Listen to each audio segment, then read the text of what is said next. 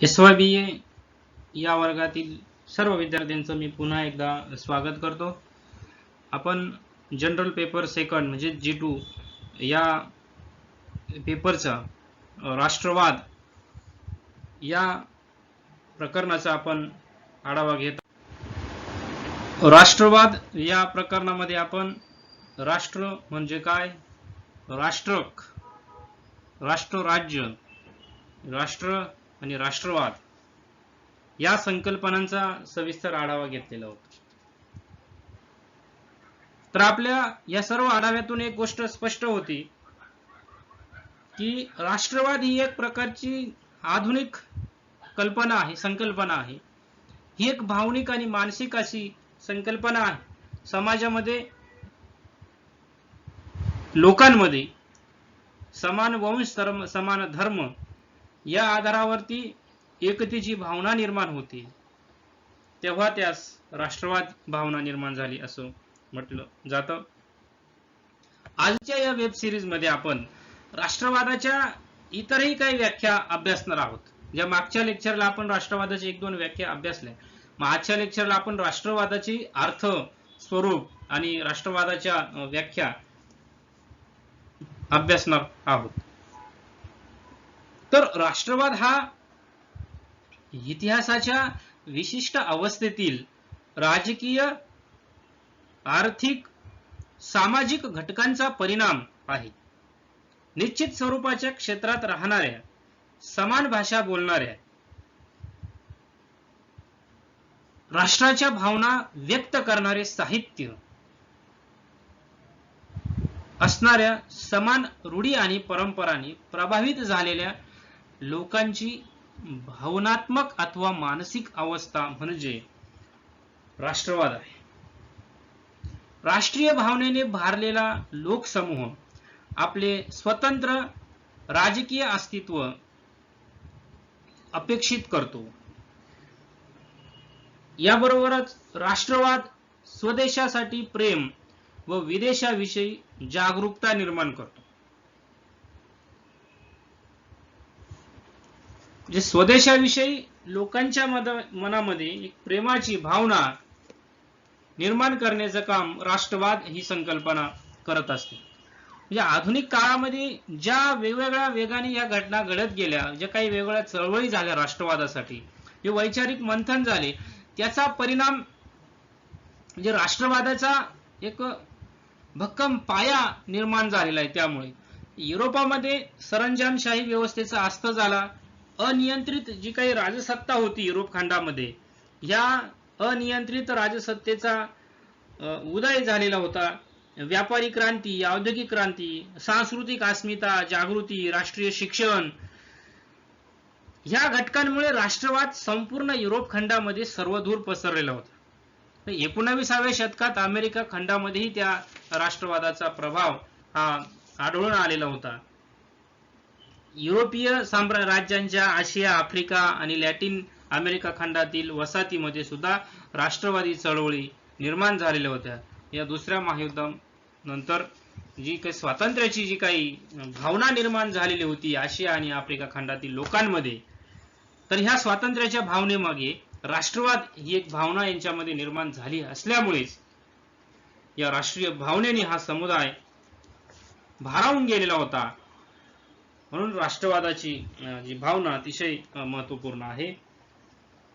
या राष्ट्रवादामध्ये राज्यामध्ये ऐक्याची भावना निर्माण करणाऱ्या तत्वज्ञानाचा अंतर्भाव असून, अशी ऐक्याची भावना भाषिक, वांशिक, धार्मिक, ऐतिहासिक तसेच राजकीय घटकांमुळे होत असते, असं B.K. गोखले या विचारवंतांनी सांगितलेलं आहे।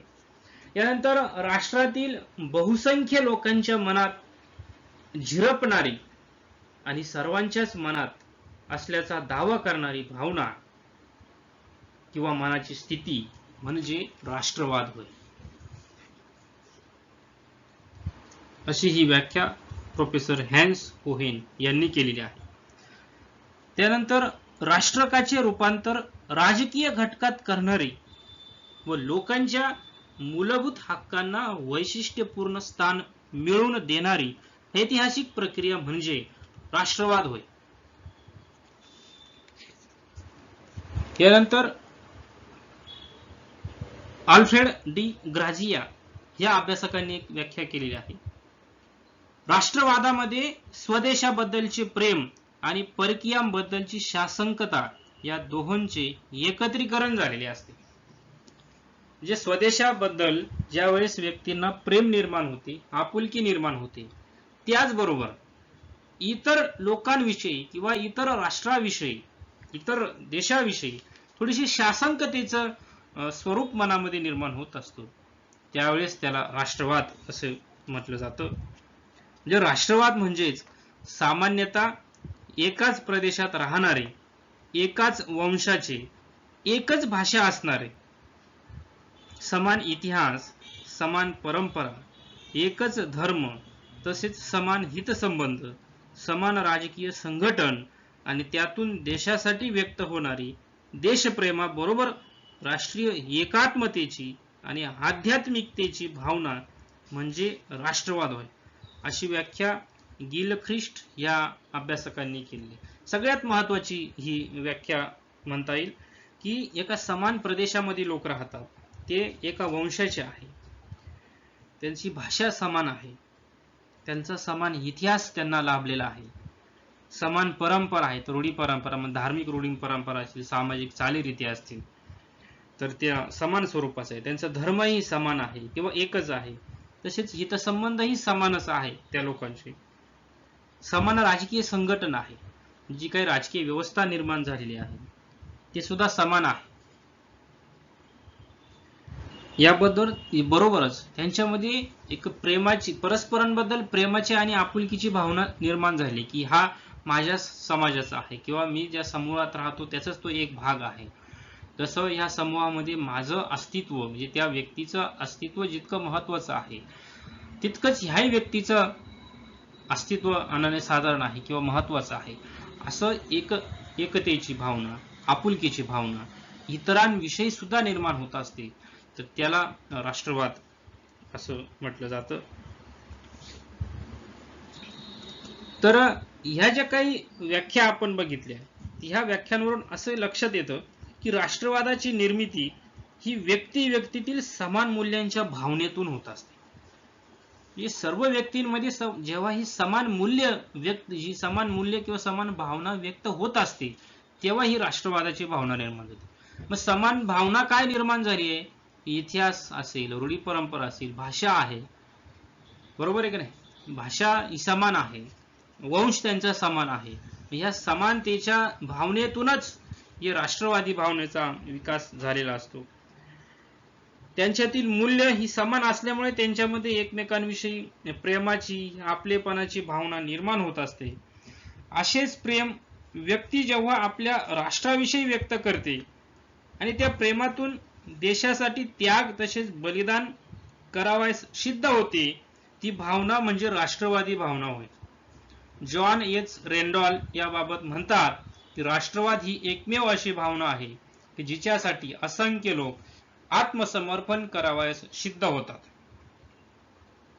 ह्या समान वंश, समान रूढी, भाषा, परंपरेच्या आधारावर ज्यावेळेस लोक एकत्र येतात, त्यावेळेस ते आपल्या स्वतंत्र राष्ट्राच्या अस्तित्वाविषयी किंवा राष्ट्राविषयी निष्ठा व्यक्त करण्यासाठी प्रसंगी प्राणांची आहुती देत असतात.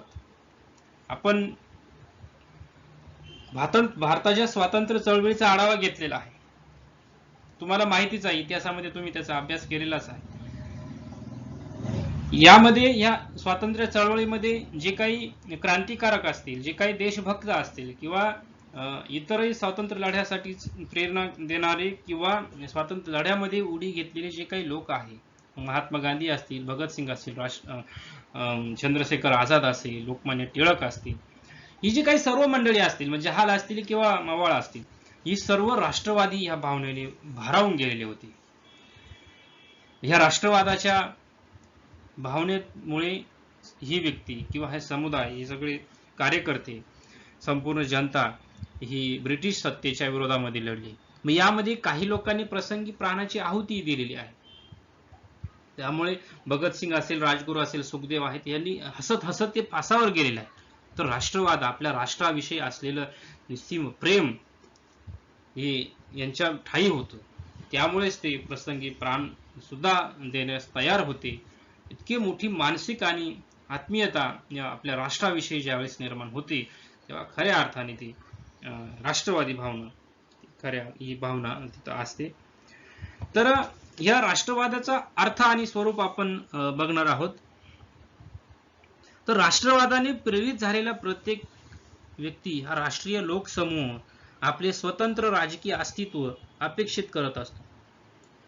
एक आपलं इतरांपेक्षा स्वतंत्र अस्तित्व आपणास हवं आहे, अशा प्रकारचं राष्ट्रवादाने प्रेरित झालेला व्यक्ती व्यक्त करत असतो.